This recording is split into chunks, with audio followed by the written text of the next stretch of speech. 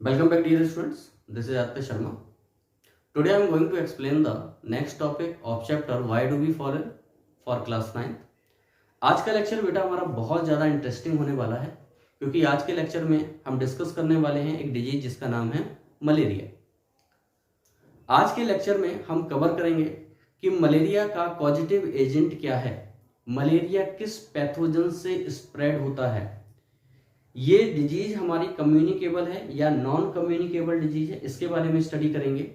इसके साथ साथ स्टडी करेंगे कि ये डिजीज हमारी एयरबॉर्न है, एयर से हो रही है या फिर वाटर के थ्रू हो रही है या फिर हमारे फूड के थ्रू हो रही है या फिर फिजिकल कांटेक्ट के थ्रू हो रही है या फिर सेक्सुअल ट्रांसमिटेड डिजीज है, इसके बारे में स्टडी करेंगे। साथ में स्टडी करेंगे कि how to diagnose the malaria in a particular person. अगर हमें कोई लगता है किसी पर्सन में मलेरिया हो सकता है तो उसके लिए क्या क्या डायग्नोसिस के लिए कौन कौन से टेस्ट हम कराएंगे। इसके साथ साथ हम देखेंगे बेटा कि मलेरिया के क्या प्रिवेंशन मेथड्स हैं जिससे हम मलेरिया को प्रिवेंट कर सकें, और इसके साथ साथ बेटा अगर किसी पेशेंट को मलेरिया हो गया है तो हम उसको कैसे ट्रीट करेंगे। तो अगर हमें इसके बारे में नॉलेज हो जाती है तो हम तो डॉक्टर बन जाते हैं ना। डॉक्टर को भी क्या होता है, डिजीज के बारे में मालूम होता है, उसके ट्रीटमेंट के बारे में मालूम होता है, और कोई पेशेंट उसके पास जाता है तो उसको ट्रीट कर देता है। सेम आपको भी जब सब नॉलेज हो जाएगी तो आप भी एक डॉक्टर बन जाते हैं, है ना, क्लियर है ना। तो now we discuss the our first disease that is the malaria. जैसा कि बात करते हैं मलेरिया क्या है, तो malaria that it is a communicable disease, communicable disease. Malaria that is the communicable disease है। जैसा कि लास्ट वीडियो में भी मैंने डिस्कस किया था कि communicable disease are the disease that spread from infected person to the healthy person by means of air, water, food, vector और द फिजिकल कांटेक्ट। इनके थ्रू अगर फैलती है कोई डिजीज एक पर्सन से दूसरे पर्सन में, that is the communicable disease. तो मलेरिया भी हमारी क्या है, कम्युनिकेबल डिजीज है। Approximately 300 million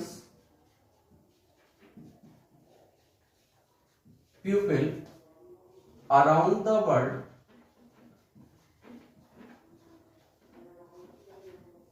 get infected with malaria and more than 4 million people die every year।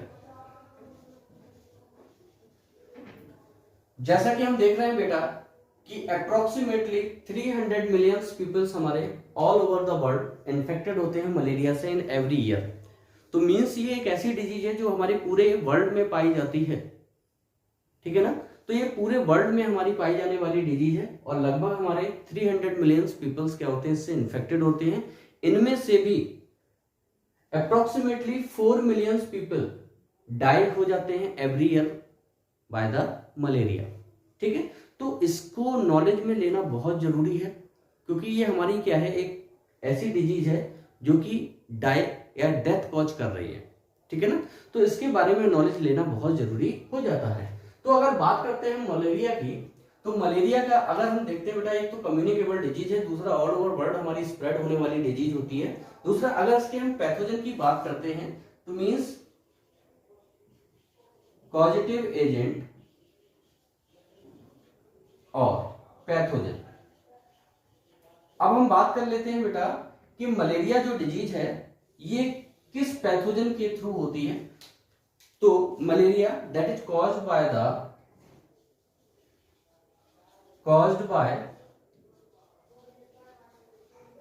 Protozoan Plasmodium.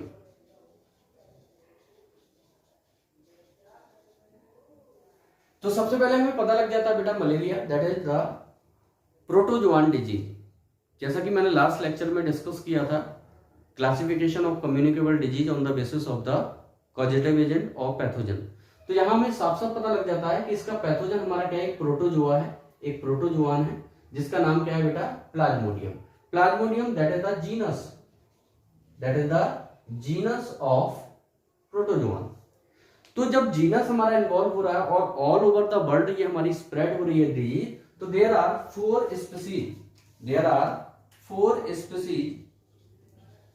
Species cause the malaria.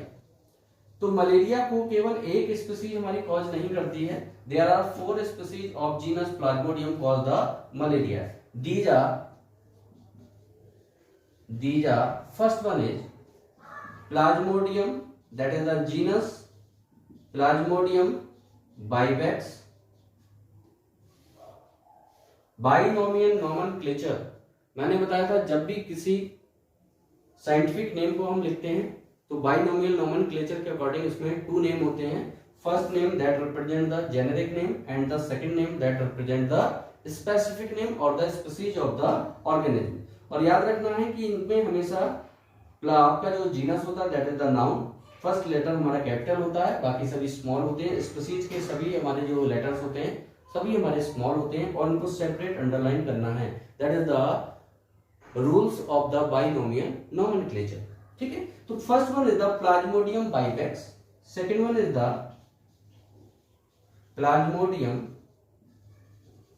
Oval, third one is Plasmodium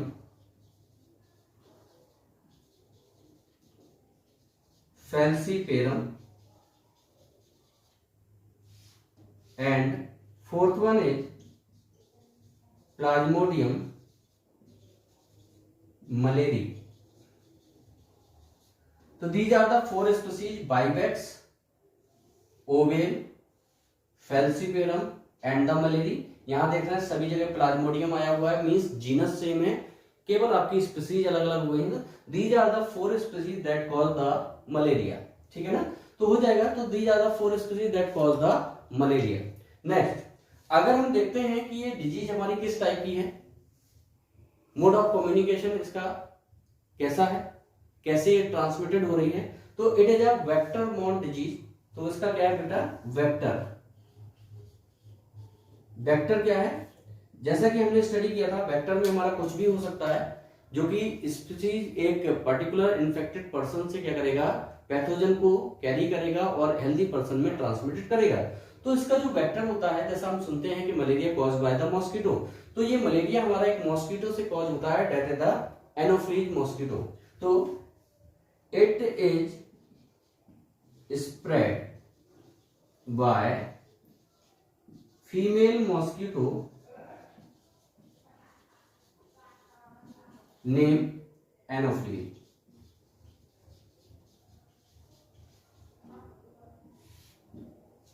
तो इसका vector हो जाता है बेटा फीमेल मॉस्किटो एनोफ्लीज। तो anopheles वो हमारा वेक्टर है, वो हमारा इंसेक्ट है जो कि हमारे मलेरिया को क्या करता है, स्प्रेड करने का काम करता है। देखिए कैसे होता है, ये होता कैसे है, सपोज कीजिए कोई इन्फेक्टेड पर्सन है जिसके अंदर क्या है, मलेरिया के प्लाज्मोडियम पैरासाइट्स प्रेजेंट हैं। ये पैरासाइट है हमारे, क्योंकि हमारी बॉडी के अंदर है तो पैरासाइट्स है। सपोज कीजिए कोई मॉस्किटो, ये मॉस्किटो कोई फीमेल मॉस्किटो एनोफ्लीज मॉस्किटो है, वो उसके ब्लड को सक कर रही है। तो जब वो सक करेगी तो उसके साथ साथ इसकी बॉडी में भी कई सारे क्या होंगे बेटा, ये जो आपके पैरासाइट्स हैं इसके ब्लड के साथ साथ इस मॉस्किटो में चले जाते हैं, लेकिन ये मॉस्किटो को किसी भी टाइप से इन्फेक्टेड नहीं करते हैं। मॉस्किटो पर इसका कोई भी इफेक्ट नहीं होता है, लेकिन ये मॉस्किटो जिस आपके ह्यूमन को या जिस आपके इंडिविजुअल को या जिस को ये क्या करेगी बेटा, सपोज कीजिए ये 4 ह्यूमंस के ब्लड को सक करती है, तो ये जिन को ये क्या करेगी बेटा, ब्लड सक करेगी, उनकी बॉडी में ये क्या करेगी, इस पैरासाइट को ट्रांसमिट कर देगी। तो आप देख रहे थे एक इन्फेक्टेड पर्सन से ये 4 हमारे क्या हुए, पर्सन क्या हुआ, इन्फेक्टेड हो गए। बीच में हमारा जो वेक्टर है दैट इज द मॉस्किटो। तो ये स्प्रेडिंग हमारी लगातार होती रहती है और ये मॉस्किटो जिस पर्सन का ब्लड को सक करेगा उनमें ये ट्रांसमिशन पैरासाइट्स का करता रहता है और वो सभी क्या हो जाते हैं, मलेरिया से इन्फेक्टेड हो जाते हैं। क्लियर है बेटा? तो यहाँ पर पता लग जाता है मलेरिया कम्युनिकेबल डिजीज है। पॉजिटिव एजेंट हमारा क्या है बेटा? एक प्रोटोजुआन है जिसका नाम प्लाज्मोडियम है। यहाँ प्लाज्मोडियम मींस जीनस है, तो जीनस के साथ साथ हमारी 4 स्पीसीज हमारी इन्वॉल्व हो जाती हैं किसमें? मलेरिया कॉज करने के लिए। वो है हमारी vivax, ovale, falciparum and the malariae. अगर हम देखते हैं कि ये किस टाइप की डिजीज है, तो ये वेक्टर बॉर्न डिजीज है, वेक्टर से होने वाली डिजीज है, मॉस्किटो से होने वाली डिजीज है, जिसमें केवल फीमेल मॉस्किटो, एनोफ्लीज मॉस्किटो ही स्प्रेडिंग करती हैं, मेल कभी भी स्प्रेड नहीं करते हैं, because they feed on the flowers. ये नेक्टर पर, फ्लावर्स के नेक्टर पर क्या करते हैं? फीड करते हैं, उनको ब्लड की जरूरत नहीं होती है। फीमेल मॉस्किटो को एग्स को ले करना पड़ता है, उनको एग्स प्रोड्यूस करना पड़ता है, इसलिए उनको लार्ज अमाउंट में प्रोटीन की नीड होती है, इसलिए वो नेक्टर पर डिपेंड नहीं रह सकती हैं, क्योंकि नेक्टर में इतना ज्यादा प्रोटीन नहीं है। इसलिए ये क्या करते हैं? हमारा ब्लड सक करके अपने प्रोटीन की डेफिशिएंसी को फुलफिल करती हैं। क्लियर? इसलिए हमारी female mosquito is responsible for the spreading of the malaria. Clear है ना? डायग्नोसिस। अब हम डायग्नोसिस की बात कर लेते हैं। अगर किसी पर्सन में मलेरिया हो गया तो कैसे डायग्नोज करेंगे कि उसमें हमारा मलेरिया प्रेजेंट है? तो इसके लिए होता है बाय ब्लड टेस्ट। तो इसके लिए आप पैथोलॉजी में जाएंगे और पैथोलॉजी में अपना ब्लड देंगे, और वो ब्लड को देखकर क्या है? ब्लड के अंदर इन पैरासाइट्स को क्या करते हैं बेटा? आइडेंटिफाइड करते हैं। अगर आपके ब्लड के सैंपल में पैरासाइट पाया जाएगा तो वो बता देंगे आप में मलेरिया पॉजिटिव है, आपके अंदर मलेरिया है। अगर नहीं होगा तो मलेरिया आप नेगेटिव होंगे। क्लियर है? तो ब्लड टेस्ट से ही हम केवल पैरासाइट की प्रेजेंस को देख सकते हैं, इसलिए diagnosis by the blood test. Now अगर हमें मलेरिया हो गया है तो हमें क्या क्या सिम्टम्स दिखाई देंगे? भाई सिम्टम्स देखकर ही आप बताएंगे ना कि डायग्नोसिस कराओ जाके कि आप में कहीं ऐसा तो नहीं है मलेरिया है। तो कौन कौन से वो कॉमन हमारे सिम्टम्स हैं जिसको देखकर हम आइडेंटिफाइड कर सकते हैं कि ये जो सिम्टम्स हैं ये हमारे डिजीज मलेरिया के ही हैं। तो सबसे पहला जो सिम्टम है that is the headache. Headache is the primary symptoms. Headache means होता है आपका सर दर्द, ठीक है? तो हेडेक हमारा होगा, इसके साथ साथ nausea. Nausea, nausea means sense of vomit. Vomiting का जो सेंस होता है उसको हम नौसिया कहते हैं। मतलब वॉमिट लगता है ना, वॉमिट आने वाली है, लेकिन वॉमिट आती नहीं है। तो वो जो सेंस है ना कि वॉमिट आने वाली है, तो उस सेंस को ही हम क्या कहते हैं बेटा? नौसिया कहते हैं। तो nausea. Next one is the muscular pain. Muscular pain, joints pain, joints pain, loss of appetite, constipation, these are the common symptoms or symptoms that shown by the infected person. कौन कौन से बेटा? Headache है, nausea है, muscular pain है, joints pen है, loss of apatite means होता है भूख ना लगना, हमें भूख नहीं लगती है उस केस में जब हमें मलेरिया हो जाता है। कॉन्स्टिपेशन मीन्स फीकल मैटर का डिस्चार्ज, कहते नहीं पेट साफ नहीं हो रहा, तो फीकल मैटर का डिस्चार्ज नहीं होता, नॉर्मल नहीं होता है, तो इसको बोलते हैं कॉन्स्टिपेशन। इसके साथ साथ याद रखना है ये जो पैरासाइट है जिसको आपने प्लाज्मोडियम कहा है, ये प्लाज्मोडियम आपकी ब्लड में जाने के बाद याद रखिए ये आपकी आरबीसी को डिस्ट्रॉयड करता है। आरबीसी को क्या करेगा बेटा? ये डिस्ट्रॉयड करता है। तो हमारे ब्लड में जब आरबीसी डिस्ट्रॉयड होंगी तो ब्लड की डेफिशिएंसी हो जाएगी, दैट कॉज द अनेमिया। तो एक और आप यहां पर लिख लीजिए अनेमिया।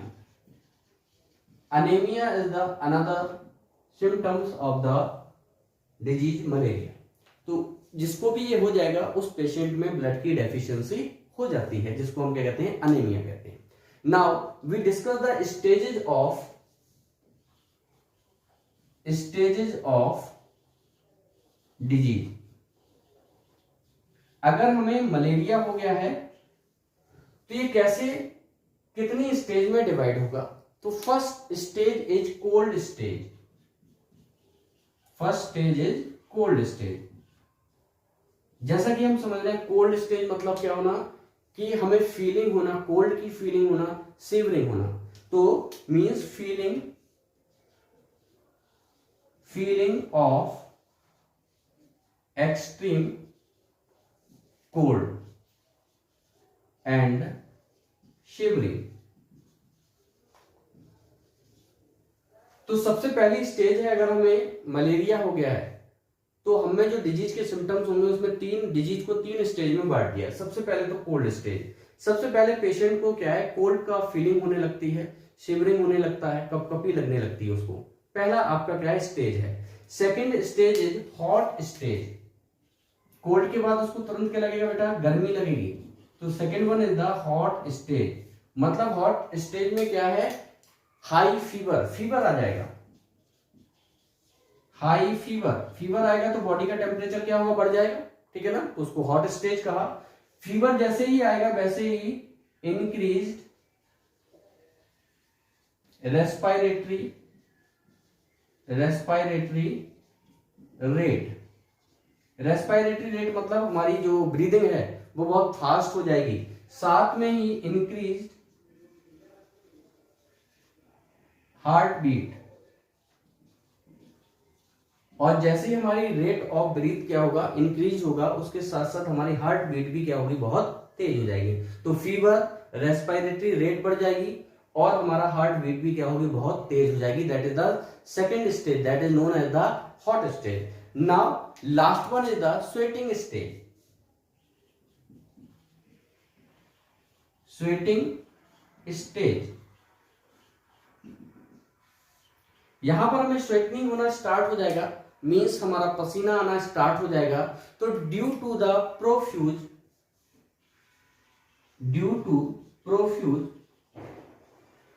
प्रोफ्यूज मीन्स क्या हुआ कि जब हमें स्वेटनिंग होने लगेगी, हमें पसीना आने लगेगा, ठीक है ना। ड्यू टू प्रोफ्यूज स्वेटनिंग, देखिए पसीना आने लगा, तो जैसे ही हमें पसीना आएगा वैसे ही क्या होगा, हमारा टेम्परेचर बॉडी का डिक्रीज होने लगेगा। अभी हाई फीवर था, स्वेटनिंग के बाद ये फीवर क्या होगा, हमारा डाउन हो जाएगा। तो temperature of body reduced, temperature of body decreased to normal. और हमारा जो हाई टेम्परेचर था बॉडी का ऊपर वाली स्टेज में, जैसे ही हमारा स्वेटनिंग होने लगेगी और स्वेटनिंग एवोपरेट होना स्टार्ट करेगी, वैसे ही बॉडी की हीट को ये क्या करेगी, एब्जॉर्ब करेगी और एवोपरेट हो जाएगा। पसीना होता है ना, पसीना जब आता है और एकदम से फैन के नीचे हम आ जाते हैं तो हमें बड़ा कूलिंग इफेक्ट शो होता है, ठीक है ना, हम फील करते हैं बहुत ज्यादा कूलिंग सेंस। केस क्या है, जब हमारा स्वेट हमारी बॉडी पर स्प्रेड हो जाता है और जैसे ही हम एयर के कांटेक्ट में आते हैं तो जो हमारा स्वेट होता है वो एवोपरेट हो जाता है। एवोपरेट क्यों हुआ, उसने बॉडी की हीट को एब्जॉर्ब किया और वो एवोपरेट हो गया, ठीक है ना। तो बॉडी की जब हीट को उसने क्या कर लिया, एब्जॉर्ब कर लिया, तो बॉडी का जो टेम्परेचर है वो रिड्यूस्ड हो जाता है और उस केस में हमारी जो फीलिंग हो जाती है वो कैसी हो जाती है, एक हमारी कोल्ड फीलिंग होना स्टार्ट हो जाती है। तो देख रहे हैं यहाँ बेटा, डिजीज के हमारे तीन स्टेजेस हैं। सबसे पहले हमें बहुत ज्यादा सर्दी लगेगी, कोल्ड का फीलिंग होगा, फिर एकदम से टेम्परेचर बढ़ जाएगा, हॉट, हमारी बॉडी का टेम्परेचर हाई हो जाएगा, हमारी रेस्पिरेटरी रेट बढ़ जाएगी, हमारी जो हार्ट रेट है वो बढ़ जाएगा, ठीक है ना। इसके जैसे ही इसके थोड़ी समय के बाद हमें स्वेटनिंग होना स्टार्ट कर देगी, बॉडी का टेम्परेचर हमारा डाउन हो जाएगा और फिर से नॉर्मल हो जाएगा। तो ये प्रोसेस लगातार बार बार यही कंडीशन, तीनों स्टेज आती रहती हैं, ठीक है ना। तो these are the stages of the disease. अगर ये सिम्टम्स हमारे क्या है और हमने क्या है, जैसे किसी पेशेंट को मलेरिया हो गया और ट्रीटमेंट नहीं दिया, इस केस में हमारा सेकेंडरी कैरेक्टर्स भी या सेकेंडरी सिम्टम्स भी डेवलप हो जाते हैं। तो सेकेंडरी सिम्टम्स क्या है, it may cause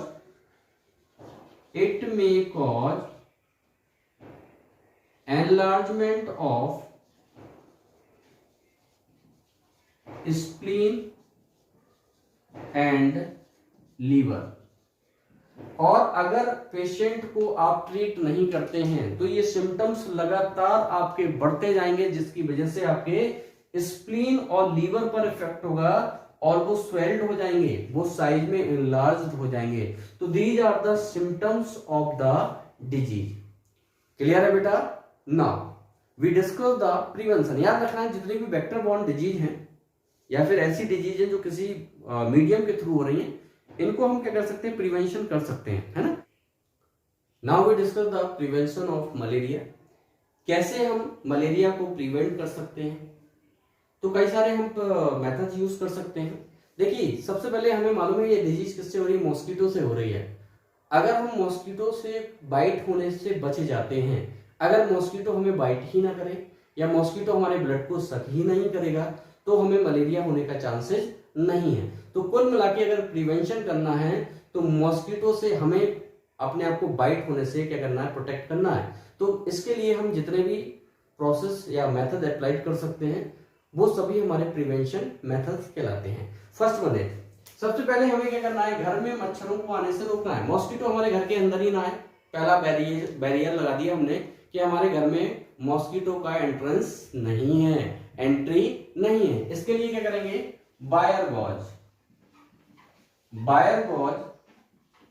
should be used। कहां पर यूज करना है बेटा, on door and window, on doors and window. जितने भी हमारे विंडो और डोर्स हैं उन सभी पर हमें एक वायर गॉज लगा देना है, एक तार की बनी हुई जाली लगा देनी है, ताकि मॉस्किटो हमारे डोर से या फिर हमारे विंडो से हमारी एंट्री ना करे।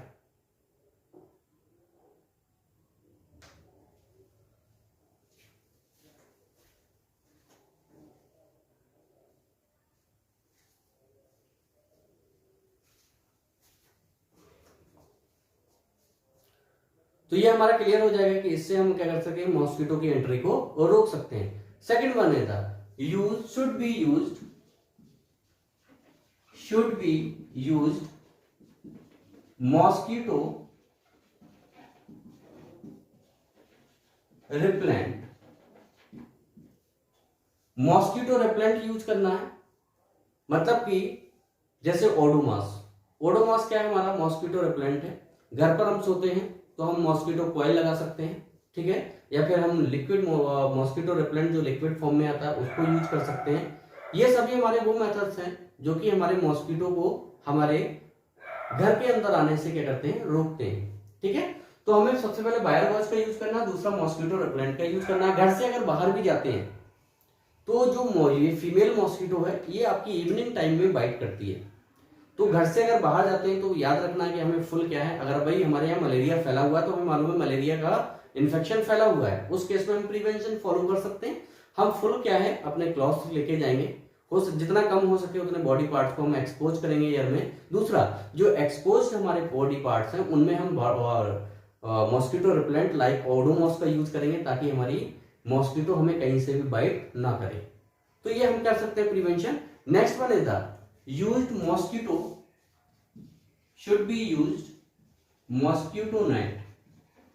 सोते समय हमें क्या करना है बेटा, मॉस्किटो नेट का यूज करना है, ताकि रात में भी हम सोते हैं जब, तो हमें भी किसी भी टाइप से कोई मॉस्किटो बाइट ना कर पाए, ठीक है ना। नेक्स्ट है हमारा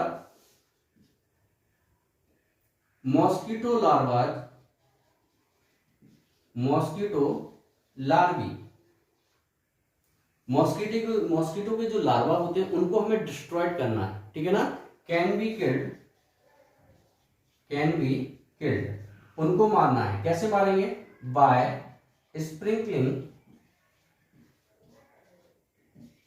स्प्रिंकलिंग कैरोसिन।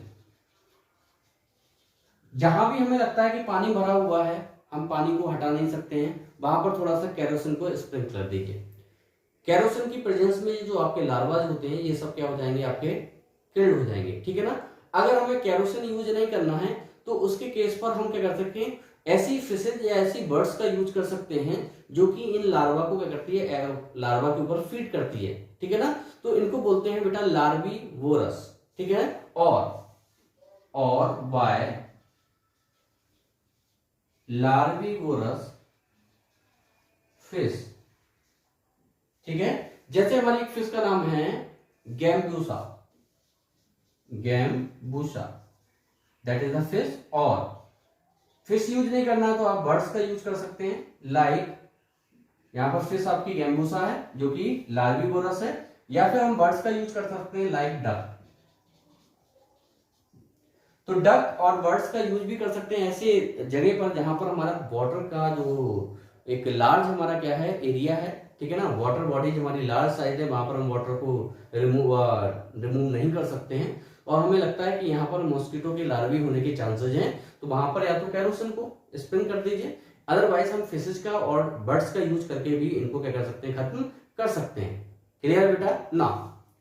अब बचे हमारे बड़े वाले मॉस्किटो जो हमारे क्या हैं, ये तो बेटा लार्वा हमने डिस्ट्रॉयड कर दिए, लेकिन मॉस्किटो जो हमारे एयर में है, तो एडल्ट मॉस्किटो जितने भी हैं, adult mosquito killed by insecticides.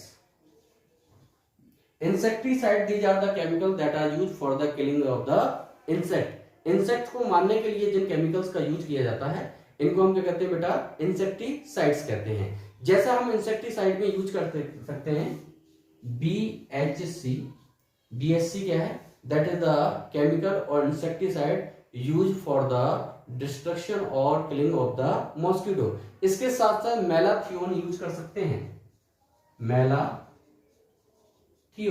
That is also a chemical और इंसेक्टिसाइड। तो BHC या मेलाथियोन का यूज करके इसको स्प्रे कर देंगे हम एयर में, जगह जगह एयर आपके स्प्रे करते रहेंगे, जो भी मॉस्किटो के कांटेक्ट में आएगा वो अपने आप ही क्या हो जाएगा, खत्म हो जाएगा। ठीक है, तो हमने लार्वा खत्म कर दिए, अपने चारों तरफ जितने भी हमारे पॉसिबिलिटी है वहां पर हमने एडल्ट मॉस्किटो को भी खत्म कर दिया ना। ब्रीडिंग जितने भी ग्राउंड हैं, ब्रीडिंग आपके ग्राउंड या वो एरियाज होते हैं जहां पर मेल और फीमेल आपस में ब्रीड करते हैं। उन प्लेसेस को अगर हम डिस्ट्रॉयड कर देते हैं तो ये मेल और फीमेल आपकी ब्रीडिंग ही नहीं करेंगे। जब ब्रीडिंग नहीं करेंगे तो फीमेल एग्स को ले नहीं करेंगे, जब एग्स ले नहीं होंगे तो लार्वा नहीं बनेंगे, लार्वा नहीं बनेंगे तो आपके एडल्ट मॉस्किटो नहीं बनेंगे। तो इसके साथ साथ हमें लार्वा मॉस्किटो को किल्ड करने के साथ साथ उनके जो ब्रीडिंग ग्राउंड्स हैं इनको भी डिस्ट्रॉयड करना है। तो breeding ground should also destroyed, इनको भी साथ में हमें क्या करना है बेटा, डिस्ट्रॉयड कर देना है। जब आपके ब्रीडिंग ग्राउंड्स ही नहीं होंगे तो आपके ब्रीडिंग होने की पॉसिबिलिटी खत्म हो जाती है। तो these are the prevention of the malaria. ठीक है ना। इसके साथ साथ एक और कर सकते हैं हम, can not allow collection of water in pots, flower pots, tanks, water tanks, tyres etcetera. अभी आप छत पर जाएंगे, अपने रूफ पर जाते हैं, छत पर जाते हैं तो बहुत सारी चीजें रखी होती हैं जो वेस्टेज हो गई हैं। ठीक है, तो ऐसी सभी जगह जहां पर वाटर हमारा, अब क्या हुआ, रेनफॉल हुई तो वाटर क्या हुआ, डिपॉजिट हो गया ना, तो मॉस्किटो को तो घर मिल गया एग्स देने के लिए। तो हमें ये भी देखना है कि हमारे आसपास कोई ऐसी जगह है जहां पर वाटर हमारा कलेक्ट हो सकता है, वहां पर इस पॉसिबिलिटी को भी खत्म कर देना है। हमें आसपास, चाहे वो हमारा छत पर हो या आसपास कोई पॉट रखा हो, वाटर टैंक हो या फिर टायर्स रखे हों, पुराने हमारे पॉट्स या हमारे पिचर्स रखे हों, इन सबको हमें क्या कर देना, उसको उल्टा करके इन्वर्ट करके रख देना ताकि उसमें किसी भी टाइप से वाटर कलेक्ट ना हो पाए। क्योंकि वाटर कलेक्ट होगा तो वहां पर क्या होगा, ये मॉस्किटो अपने एग्स ले करेंगे और लार्वा से आपके मॉस्किटो बन के स्टार्ट हो जाएंगे। तो इसके साथ साथ हमें वाटर को भी कहीं पर डिपॉजिट या आपका कलेक्ट नहीं होने देना है, क्योंकि जो फीमेल मॉस्किटो आपकी एनोफ्लीज है ये आपके रुके हुए पानी में क्या करती है, अपने एग्स को ले करती है। तो जब पानी ही नहीं मिलेगा तो ये एग्स ले नहीं करेंगे तो हमारी ये जो मलेरिया की पॉसिबिलिटी है ये बहुत कम हो जाएगी। Now the treatment of malaria, suppose कीजिए इस सब के बाद भी हमको बेटा मलेरिया हो जाता है तो हम उसको क्या ट्रीटमेंट देंगे। ठीक है ना, डायग्नोसिस करा लिया, मलेरिया पॉजिटिव आया, इस केस में क्या करेंगे, देखिए इसके लिए हम देखिए सबसे पहले हमारा फीवर, सबसे बड़ी दिक्कत आ रही है बेटा हमारी फीवर की। तो हमें सबसे पहले फीवर को देखकर चलना है। फीवर के लिए हम अप्लाई देंगे पेशेंट को पैरासीटामोल। पैरासीटामोल आपके फीवर को कंट्रोल रखेगी, आपके टेम्परेचर को कांस्टेंट रखेगी। ठीक है, फीवर को ये कंट्रोल करेगी। अब हमारा मेन है पैरासाइट। पैरासाइट को अगर हमें ट्रीट करना है, क्योंकि बॉडी में जब तक पैरासाइट रहेगा तब तक आपको डिजीज रहेगी, तो पैरासाइट के लिए कई सारी हम ड्रग्स यूज कर सकते हैं, जैसे क्यूनिन, इसकी जगह हम ले सकते हैं chloroquine, that obtain from the cinchona bark. Cinchona एक प्लांट होता है, उसकी बार्क से हमें क्यूनिन मिलता है। अगर हमें क्यूनिन नहीं मिल रहा है तो उसके लिए हम इसके जगह हम क्या ले सकते हैं बेटा, क्लोरोक्यूनिन का भी यूज कर सकते हैं। मैपाक्राइन, क्या यूज कर सकते हैं बेटा हम, मैपाक्राइन यूज कर सकते हैं। अगर हमें क्लोरोक्यूनिन भी नहीं मिला उस केस में हम क्या कर सकते हैं, मैपाक्राइन का यूज कर सकते हैं। अगर ये भी नहीं मिलता है तो पैलोड्रिन का यूज कर सकते हैं। अगर पैलोड्रिन भी नहीं मिलती है इस केस में हम डेराप्रीन यूज कर सकते हैं। तो इनमें से कोई भी एक आप ड्रग यूज कर सकते हैं for the treatment of parasite. Parasite को मारने के लिए इनमें से कोई एक ड्रग यूज कर लीजिए, और फीवर के लिए हम लगातार क्या करते रहते हैं, पैरासीटामोल चलाते रहते हैं।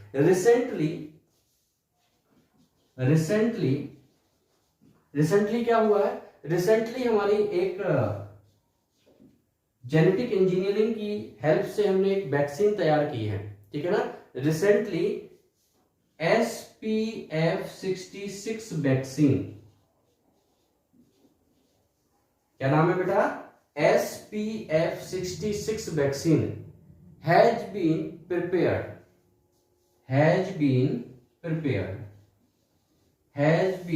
Prepared by genetic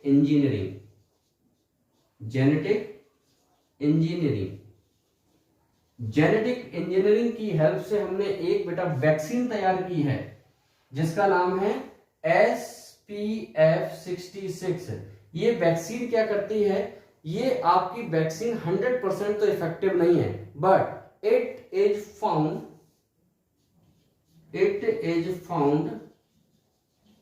60 to 70% effective on malaria. तो ये जो हमने वैक्सीन तैयार की है जिसका नाम है SCF, ये हमारी 100% तो क्योर नहीं करती है मलेरिया को, लेकिन ये 60 से 70% आपको क्या करती है बेटा, मलेरिया से इन्फेक्ट होने से बचा सकती है, ठीक है। और ये जो आपकी वैक्सीन है that is prepared by the genetic engineering, ये जेनेटिक इंजीनियरिंग की हेल्प से बनाई गई हमारी क्या है, वैक्सीन होती है। तो आई होप बेटा आपको सभी कुछ क्लियर हो गया होगा मलेरिया से रिलेटेड। मलेरिया का एक कम्युनिकेबल डिजीज है, इसका कॉजल ऑर्गेनिज्म हमारा प्रोटोजोआन है जिसका नाम है प्लाज्मोडियम।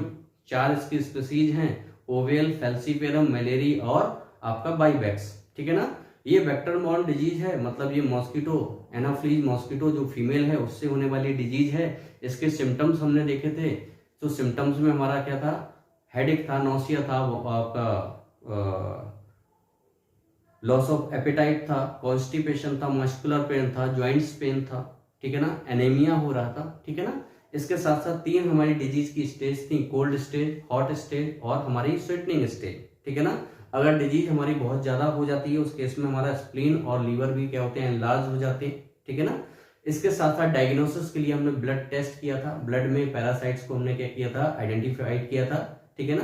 तो ब्लड टेस्ट से इसको आइडेंटिफाई कर सकते हैं कि हमें मलेरिया है या नहीं है। कई सारे प्रिवेंशन हमने अप्लाइड किए थे, बायोगॉज यूज किया, ठीक है ना, हमने मॉस्किटो रिपेलेंट यूज किया, हमने मॉस्किटो नेट यूज किया, लार्वी को डिस्ट्रॉयड कर दिया, हमने मॉस्किटो के एडल्ट मॉस्किटो को भी डिस्ट्रॉयड कर दिया, उनके ब्रीडिंग जो ग्राउंड्स थे उनको भी डिस्ट्रॉयड कर दिया, और साथ में जहां भी हमारा अनवांटेड वाटर क्या हुआ था, कलेक्ट हुआ था, उस पॉसिबिलिटी को भी खत्म कर दिया। तो मॉस्किटो के होने के चांसेस बिल्कुल खत्म हो गए, तो मीन्स हमें इन्फेक्शन के चांसेस भी बहुत कम हो गए।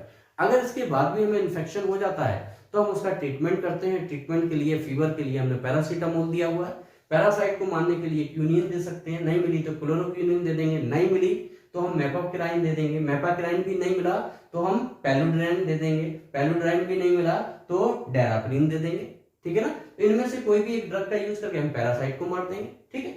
इसके बाद रिसेंटली अभी क्या है, हमारा एक वैक्सीन भी फॉर्म हुआ है जिसका नाम है SPF66 जो कि हमारे जेनेटिक इंजीनियरिंग की हेल्प से बनाई गई है, और ये 60 to 70% हमें क्या करती है, मलेरिया से क्योर करने में हेल्प करती है।